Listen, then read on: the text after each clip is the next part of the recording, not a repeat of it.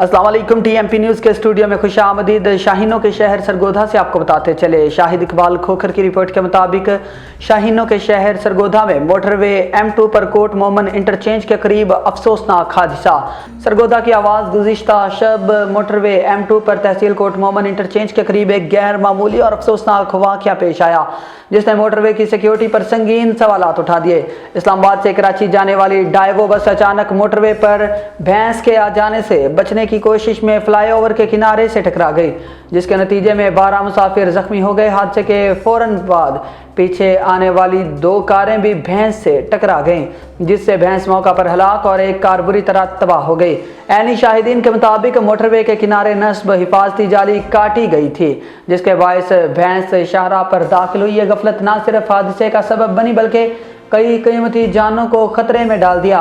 जिस मकाम से जाली काटी गई वहां के ज़मीन मालिक और मुतल्लिका बीट ऑफिसर के खिलाफ फौरी मुकदमा दर्ज किया जाना चाहिए और गफलत के मुर्तकिब एहलकारों को बरतरफ किया जाए ताकि आइंदा ऐसे वाक़यात की रोकथाम मुमकिन हो।